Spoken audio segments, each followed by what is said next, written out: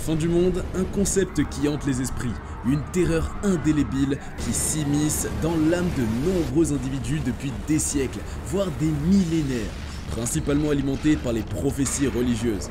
Les écrits anciens et les visions divinatoires ont indubitablement tracé le sombre tableau de notre destinée ultime sur Terre. Bien que les récits divergent quant aux modalités précises de cette funeste apocalypse, tout converge vers une conclusion effroyable, glaçant le sang. Voici donc, exposé sans détour, 10 sombres prédictions religieuses sur l'effroyable dénouement de notre monde selon diverses religions. Comme toujours, vous pouvez consulter les liens des articles et sites utilisés dans la description. La prédiction du monde selon l'islam. Dans la croyance coranique, la fin des temps est caractérisée par 3 événements: la destruction de toutes les créatures, la résurrection des morts et le jugement final. Avant cela, il y aura des signes annonçant l'approche de la fin, tels que l'obscurcissement du soleil et la scission de la lune. Le Coran utilise le terme « l'heure » pour décrire ce moment décisif, qui marque la fin du monde. Mahomet lui-même pensait que cela se produirait bientôt, et cela est également mentionné dans le Coran. Au 7e siècle, les gens étaient préoccupés par les événements troublants de l'époque, ce qui a probablement contribué à ces croyances apocalyptiques répandues dans la région. Il est intéressant de noter que la venue du Messie, mentionnée dans les hadiths, n'est pas évoquée dans le Coran lui-même. Certains chercheurs pensent que cette idée a été ajoutée plus tard dans les textes. Au début, les premiers musulmans identifiaient le Messie à Jésus Isa. Dans la tradition islamique, il est également question de Dajjal, un personnage diabolique associé à la fin des temps. Dajjal est considéré comme un imposteur et est souvent décrit comme borgne, chevauchant un âne blanc. Il est censé semer l'injustice et la tyrannie avant d'être confronté par Jésus et le Mahdi. Certains pensent que le Mahdi et Jésus, Isa, sont en réalité la même personne lorsqu'ils reviendront à la fin des temps. Après ces événements, il y aura la résurrection collective des morts, marquant un nouvel ordre de choses. Les êtres humains seront rassemblés pour le jugement final, guidés par leurs prophètes respectifs. Les détails précis du jugement varient selon les interprétations, mais le Coran parle de ceux dont les actions seront considérées comme lourdes ou légères. Le judaïsme, retour à la mort. Le récit de la fin des temps, connu sous le nom d'Aharei Hayamim, dans le judaïsme est marqué par des événements majeurs qui conduisent à la rédemption et à l'établissement d'un âge messianique.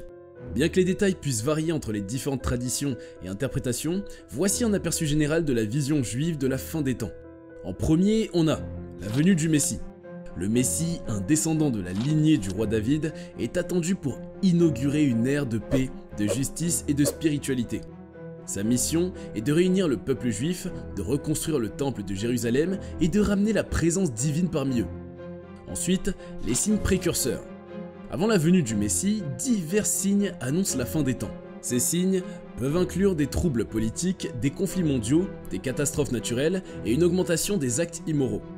Certains croyants pensent également que des phénomènes cosmiques inhabituels se produiront, tels que des éclipses solaires et lunaires particulières.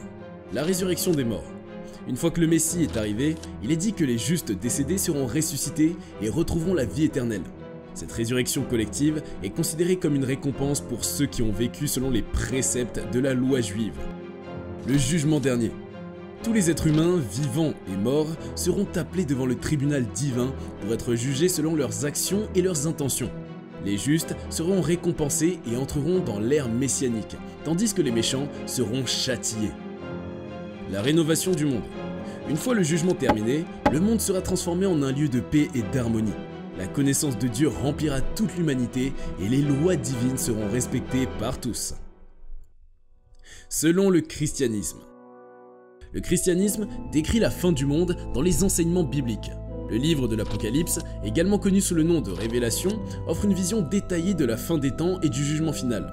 D'après l'enseignement chrétien, Jésus-Christ reviendra sur terre dans sa seconde venue pour juger les vivants et les morts. Ce retour est souvent appelé la parousie. Lors de ce jugement final, chaque individu sera tenu responsable de ses actes et sera confronté à la justice divine. La Bible décrit également une série d'événements et de signes qui précéderont la fin du monde. Certains de ces signes incluent des guerres, des famines, des tremblements de terre, des troubles politiques et sociaux, ainsi que des phénomènes célestes extraordinaires. Selon les croyances chrétiennes, après le jugement final, ceux qui ont accepté Jésus-Christ comme leur sauveur et qui ont suivi ses enseignements seront accueillis dans le royaume de Dieu, souvent décrit comme le paradis. Cependant, ceux qui ont rejeté Dieu et ont persisté dans le mal seront condamnés à l'enfer. A noter que les détails spécifiques de la fin du monde et du jugement final peuvent varier selon les différentes traditions chrétiennes et les interprétations individuelles de la Bible. Certains groupes chrétiens mettent l'accent sur des aspects particuliers de l'eschatologie, tandis que d'autres adoptent une approche plus symbolique ou allégorique. Chez les Aztèques, la cosmologie.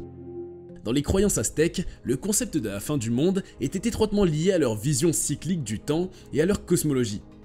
Les Aztèques croyaient en plusieurs ères successives, chacune étant destinée à se terminer par une catastrophe cosmique suivie de la création d'un nouveau monde. Selon leur calendrier sacré, le calendrier mésoaméricain, nous nous trouvons actuellement dans la 5e ère, appelée 5e soleil. Les Aztèques croyaient que chaque soleil précédent avait été détruit par différents cataclysmes tels que des inondations, des tremblements de terre ou des feux dévastateurs. La prophétie aztèque prédisait que le 5e soleil serait également voué à sa destruction. Selon certaines versions du récit, ce cataclysme serait provoqué par des tremblements de terre gigantesques, tandis que d'autres versions évoquent des inondations massives ou une éruption volcanique dévastatrice. Cette fin du monde marquerait la disparition de l'humanité et de toutes les créatures vivantes. Le monde serait plongé dans les ténèbres et le chaos, et la nature elle-même serait en proie à la destruction. Cependant, les Aztèques croyaient également en la possibilité d'une renaissance. Ils pensaient qu'après la fin du 5e soleil, un nouveau cycle commencerait, marquant le début d'une nouvelle ère. Cette renaissance nécessiterait des sacrifices humains pour assurer la continuité de l'univers et le renouvellement des forces cosmiques. Selon le zoroastrisme, lutte entre les forces du bien et du mal. Le zoroastrisme est une religion antique fondée par le prophète Zarathustra en Iran, dont le concept de la fin du monde est étroitement lié à la lutte entre les forces du bien et du mal. Dans la tradition zoroastrienne, le monde est considéré comme un champ de bataille où Ahura Mazda, le dieu suprême du bien, s'oppose à Angra Mainyu, la force du mal. Cette lutte cosmique se déroule tout au long de l'histoire, mais atteindra son apogée lors de la fin des temps. Selon les textes zoroastriens, lors de cette confrontation finale appelée Frasho Kereti, le mal sera finalement vaincu et le monde sera purifié. Les âmes des justes seront ressuscitées pour participer à la création d'un nouveau monde plein de bonheur, de justice et de prospérité. La fin des temps dans le zoroastrisme est également associée à la résurrection générale et au jugement dernier. Les âmes humaines seront soumises à un examen minutieux de leurs actions et de leurs choix moraux tout au long de leur vie. Les justes seront récompensés et accéderont à l'existence éternelle dans le royaume d'Achavan, tandis que les méchants subiront des châtiments appropriés. La vision zoroastrienne de la fin du monde est empreinte d'un profond optimisme. Elle souligne la capacité des êtres humains à contribuer à l'avènement d'un monde meilleur par leurs actions et leurs choix éthiques. En gros, le zoroastrisme met l'accent sur la lutte contre les forces du mal et l'importance de cultiver la vérité, la justice et la bienveillance envers les autres. Le Ragnarok, la mythologie nordique. Le Ragnarok est le terme utilisé dans la mythologie nordique pour décrire la fin du monde et la destruction de l'univers. Dans cette vision apocalyptique, les forces du chaos et de la destruction se déchaînent, entraînant la mort des dieux et la dissolution de l'ordre cosmique. Il est annoncé par une série d'événements précurseurs tels que l'assombrissement du soleil et de la lune, le rugissement des bêtes, la rupture des chaînes qui retiennent le loup Fenrir et le serpent Jormungand, ainsi que la libération des géants de glace. Lorsque le Ragnarok commence, les dieux et les forces du mal s'affrontent dans une bataille épique. Le puissant dieu Odin, le chef des dieux, est tué par le loup Fenrir, tandis que Thor, le dieu du tonnerre, affronte et tue le serpent Jormungand, mais succombe également à ses blessures. Les autres dieux et créatures mythiques se battent également jusqu'à leur mort. La terre tremble violemment, les océans débordent et engloutissent les terres, les cieux s'embrasent et se brisent. Les catastrophes naturelles et les combats dévastateurs font place à une destruction généralisée, ne laissant que dévastation et chaos. Après la fin du Ragnarok, un nouveau monde émerge. 2 survivants, les dieux Vidar et Vali, ainsi que 2 humains, un homme et une femme, émergent de l'immense destruction. Ces survivants se réunissent et reconstruisent le monde à partir des cendres de l'ancien, dans un renouveau symbolique. Le Ragnarok, bien que représentant la fin violente et tragique de l'univers nordique, porte également en lui une idée de renouveau et de régénération. Le cycle de la création et de la destruction est perpétuel dans cette vision cosmique, soulignant ainsi le caractère cyclique de la vie et de l'existence. Selon l'hindouisme. Pour l'hindouisme, la fin du monde est un concept complexe qui fait partie d'un cycle éternel de création, de destruction et de régénération appelé le cycle de vie Brahma. Ce cycle est également connu sous le nom de Kalpa. Dans cette tradition religieuse, l'univers est créé et détruit de manière répétée par Brahma, le créateur suprême. Chaque période de création est suivie d'une période de dissolution où l'univers est détruit et retourne à un état primordial. Dans les textes sacrés hindous, les 4 âges du monde, connus sous le nom de Yugas, se succèdent de manière cyclique. Le premier âge est appelé Satya Yuga, où l'humanité est en harmonie avec la divinité. Cet âge est suivi du Tetra Yuga, du Dvapara Yuga et enfin du Kali Yuga, l'âge actuel caractérisé par la décadence morale et spirituelle. À la fin du Kali Yuga, le monde sera plongé dans un état de désordre et de chaos. Les textes décrivent des événements tels que des catastrophes naturelles, des guerres, des famines et des épidémies qui marqueront la fin des temps. Après la fin du Kali Yuga, le cycle recommence avec un nouveau Satya Yuga, marquant le renouveau et le début d'une nouvelle ère de paix et d'harmonie. Chez les Hopis. Selon les Hopis, un peuple amérindien du sud-ouest des États-Unis, il existe des prophéties et des enseignements traditionnels qui parlent de la fin du monde. Les Hopis croient en un cycle de vie et de purification de la Terre, qui est appelé le Grand Cycle. La prophétie Hopi du Grand Cycle parle de signes et de changements qui se produiront avant la fin du 4e monde. Certains de ces signes incluent la perte de l'équilibre écologique, des tremblements de terre, des épidémies et des troubles sociaux. Selon leur enseignement, ces événements sont des avertissements pour l'humanité de revenir à des valeurs spirituelles et de vivre en harmonie avec la nature. Les Hopis croient également en l'arrivée d'un Pahana, ou frère blanc, qui apportera des enseignements spirituels et guidera l'humanité vers un nouvel âge de paix et d'harmonie. Ils attendent également la venue de Kashinas, des esprits sacrés qui apporteront des bénédictions et des messages pour guider les Hopis à travers les changements à venir. La fin du monde n'est pas considérée comme une destruction définitive, mais plutôt comme une transition vers un nouveau cycle de vie et de purification. Ils encouragent leurs membres à maintenir leurs pratiques spirituelles, à vivre en harmonie avec la nature et à se préparer aux changements à venir. La théorie du retour de Jésus dans le Missouri. Il existe une croyance particulière dans certaines branches du mormonisme, selon laquelle Jésus-Christ apparaîtra à un moment donné dans la région de l'État du Missouri aux États-Unis. Cette croyance est basée sur des interprétations spécifiques des écritures mormones, en particulier le livre de Mormon.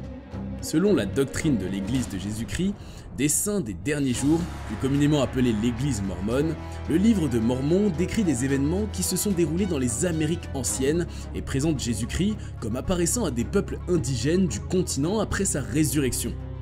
Certains passages du livre de Mormon indiquent que Jésus-Christ apparaîtra à nouveau dans les derniers jours, y compris une référence spécifique à une visite dans le pays de Sion qui est associée à la région du Missouri.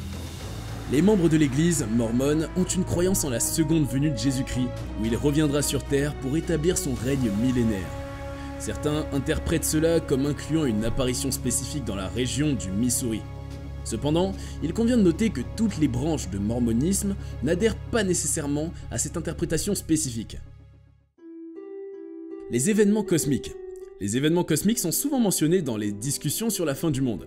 Ils font référence à des événements majeurs dans l'univers qui pourraient potentiellement avoir un impact dévastateur sur la Terre et sur la vie telle que nous la connaissons.